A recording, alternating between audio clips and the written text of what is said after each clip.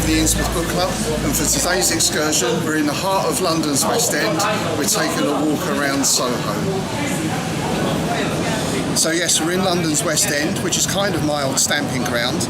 I did grow up in the East End, but from quite an early age we used to jump on the bus or jump on the tube and come up to London, usually to this part, because of course Soho is known for many things. There are a lot of great book and record shops around here. In the late 70s we had, I think it must have been one of the first role-playing game shops, Game Centre, on Hanway Street, just the other side of Oxford Street. We had about the same time Forbidden Planet opened in Denmark Street. And of course it's always been a centre for music and nightlife. Alongside that there's always been a strong LGBT community in this area, and of course in the 50s, 60s and 70s in particular it was known as a centre for the sex trade, which brought with it associated kind of gangland issues, I guess. So although it's quite a small area, there's been a lot of life packed in here, and this is one of the things I love about London. Because if we think about it, London has been inhabited for around 2,000 years. And even though now a lot of these places have changed and they've become a little bit, you might say, sanitised perhaps, you don't have to look very far to uncover the older history. You can be walking down the street with a lot of modern shops and you find an alleyway, you go down there and you're almost back in Victorian times. So there's a lot of history in the area. Not particularly many ghost stories, funnily enough. Certainly not so many as in other parts of London, but lots of events that we can talk about. So the history of Soho goes back to Henry VIII's time. In 1536 he made the area a royal park, mostly for his hunting. And Soho was said to be the cry that the hunters made, I guess in a similar way that they shout tally-ho these days. So because of its royal connections, a lot of rich people moved in, aristocrats built big houses in the area. Now following that there was an influx, I guess in the sort of 17th and 18th centuries in particular, of French into the area. And the aristocrats decided they didn't want to live here anymore, especially as cholera began to spread as well. So they all moved across to Mayfair, where they still are today, some of them. Of course, in the 20th century, Soho became known as a centre of bohemian lifestyle, of arts, particularly music and fashion, and the film trade, of course, had a lot of offices around here as well. A lot of recording studios. We've got Denmark Street just over the way there, which is known as Tin Pan Alley, which in some ways was the centre of the British music scene, especially in the 70s. But we're going to start by going over to Golden Square. So, let's go. Now, having said there's not many reports of ghosts in this area, our first stop is at one reported sighting. We're in Golden Square. This dates back to around 1670 and possibly laid out by Sir Christopher Wren. A lot of the houses around here are now office buildings, and one of those, which is now the home of Absolute Radio, is said to be haunted by the echoing voices of children. Now that building dates from the early 1700s, but prior to that, the square that we're standing in now was the site of a plague pit, so hundreds of corpses would have been interred here without very much ceremony. This is of course the era of the Great Plague, the bubonic plague, and in the years 1665 and 1666 alone, 100,000 people died in London from the plague. In 1685, Lord Macaulay described this scene as a field not to be passed without a shudder, a pit into which the dead carts had nightly shot corpses by the score, and it was believed that the earth here was deeply tainted with infection. So perhaps those lonely, sad voices of the children, the voices of just a few of the people who still rest beneath our feet. So now we're in Archer Street, and as I said before, Soho obviously became known as a centre for the sex trade, and in the 1930s there were a series of murders involving both sex trade workers and also gangland chiefs. In fact, in this very street in 1936, a lady known as French Fifi was found strangled with a silk stocking. There were other similar murders at that time in the area, including that of a gangland chief known as Red Max Castle. all of these murders went unsolved. Unfortunately, that has carried over into modern times, and in 2004 a young lady called Camille Gordon was stabbed outside the Blue Bunny Club just along the road here. And despite CCTV, no one was ever caught for that murder either.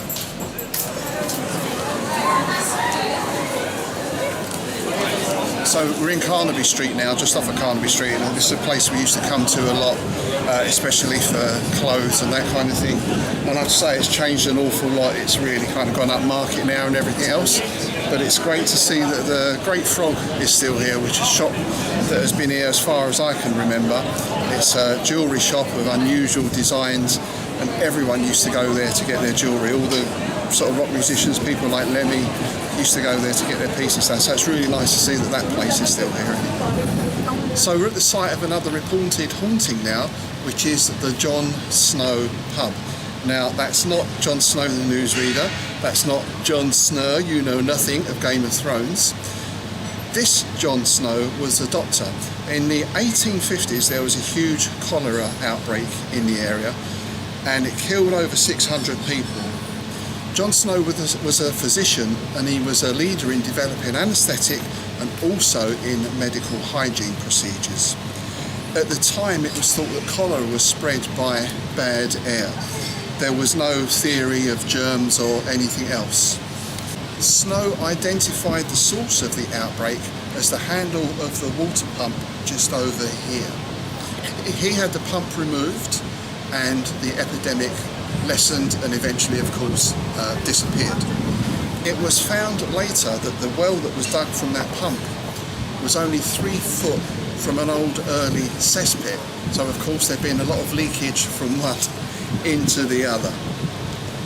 Now, Snow's ideas gradually spread, not without some opposition, and much more was done after that time to clean up the water supply. The haunting comes in from the pub itself, which is said to be haunted by a dark presence that lurks in a corner. And this presence has red eyes and a pained face.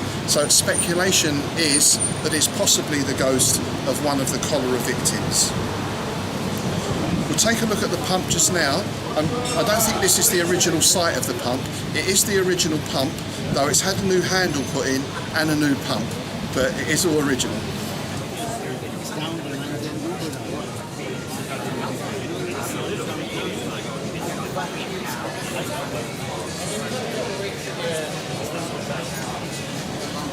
So our next story is somewhat more grisly. Everyone's heard of Jack the Ripper, of course, especially if you're from the East End. But in this area, around Waldorf Street and Soho in 1942, there was another serial killer at large who actually killed more women than Jack the Ripper. He was known as the Blackout Ripper because, of course, this took place during wartime, during the Blitz, where there were strict blackout conditions across the whole capital, and crime rose as a result. Now, this was something even as a Londoner, I didn't really know much about this story. I said everyone knows about Jack and a few other London murders, but I guess because of the time this happened during the war and considerations of morale, this story seems to have been kept fairly quiet. Our murderer was a guy called Gordon Cummings. He was originally from Yorkshire, and apparently he was something of a fantasist. He liked to pretend he was an aristocrat. He changed his accent, he put on aristocratic airs. He liked to live a lavish lifestyle, and sometimes to fund this he got involved in embezzlement and minor theft. In 1935 Cummings joined the RAF as an aircraft rigger, and at some point he was transferred down south. Well, he was stationed at various places, but he ended up just outside of London, and he spent some time, 1941-1942, around the Soho area. During that time he is known to have killed at least 6 and possibly 8 women in what can only be described as extremely gruesome ways. I'm not going to go into detail on that, but these women were terribly mutilated. On the 10th of February 1942, at a flat at 153 Waldorf Street, he murdered Evelyn Oatley. Cummings was eventually caught, after leaving his gas mask and haversack at the scene of one of his crimes. And of course the haversack had his regimental number inside it. And so he was tracked down. I believe he had some belongings of some of the victims at his barracks or on his person as well. So he was arrested and tried in April 1942. The jury took only 35 minutes to come to the decision that he was guilty, and on June the 25th he was hung by Albert Pierpoint, the very famous executioner, who later, of course, was to hang a lot of the Nazi war criminals at Nuremberg. And apart from his terrible murderous deeds, the only other notable thing about Cummins is the only person to be hung during an air raid. So I'm sitting at the entrance of this magnificent townhouse behind me, unfortunately scaffolded at the moment so we can't see too much of it, and we're in Murd Street, just in the corner of Dean Street. Now this is a place I used to come to in the 80s. It used to be known as Gossip's nightclub, and on a Monday night they had a club here called Alice in Wonderland, a psychedelic night, and I was quite a regular visitor there. Saw lots of great bands here, and I even had a chat with Lemmy in there once, which is a claim to fame. I believe on the Tuesday night this was the site of the famous Batcave, which I think was certainly one of the first goth nightclubs. Now prior to that, the Comedy Store was upstairs here in the late 70s, where the likes of Alexi Sal and the whole alternative comedy movement started. And prior to that, this building was home to the Gargoyle Club. This was founded in 1925 and was on the upper floor of this building, and it was founded by a group of socialites. The downstairs at the time was the printing works of the famous Novello family, very famous for music publishing. So the Gargoyle Club was a private members club. In fact, Matisse helped with the decor, and there were a lot of Matisse paintings in there at the time. People used to come here, particularly in the 50s, like people like Francis Bacon, Antonia, Fraser. So it was quite a bohemian place. It declined somewhat during the 60s and 70s when it became a strip club called Nell Gwyn's, more on her later. And the strip club was here, I think, till the late 70s, about the same time as the Comedy Store. Now, this townhouse was built in 1732, but prior to that, the house that stood here, Nell Gwyn was said to have lived here. Nell Gwyn, of course, was an actress and a famous mistress of Charles II. And there's at least two pubs in the area called the Nell Gwyn or the Nell. Now, whether she actually lived here or not may be open to debate, because she seemed to have a lot of houses in the area. But nonetheless, the story goes that her spirit still haunts the building, and it manifests as a grey shadow accompanied by a smell of flowers. So we're at the bottom of Waldorf Street, just by Chinatown, and the building behind me is the 1K restaurant now. But previously, this was the site of Clarkson's Wigs and Theatrical Supplies. Now, the restaurant is most well known for having very rude waiters, so people come here and pay a lot of money to be insulted by the waiters. I don't get it, but that's what goes on here. Of more interest is the fact that on the wall there is a plaque that tells us in 1905 the coping stone of this building was laid by Sir Henry Irving. Now, whether he actually did this in person is the subject of some doubt, because he did die later that year in 1905, so he was likely quite ill at the time he was supposed to be here laying the stone.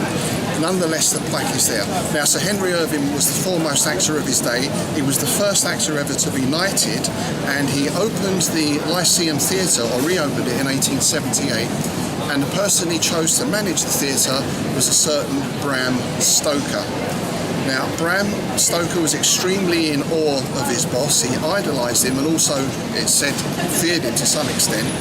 And Bram Stoker based a lot of the characteristics of Dracula, it's believed, on his boss, Henry Irving. Now, despite this, it seems that Irving wasn't at all flattered by this character being based on him, because there was a staged reading in 1897 of Dracula, and of course Stoker offered Irving the lead part, and Irving refused. The play, or the reading, went ahead anyway. Another actor read the Dracula part, and when Stoker later asked Irving what he thought of it, apparently Irving's reply was dreadful. which must have been a little bit soul-destroying for Bram Stoker.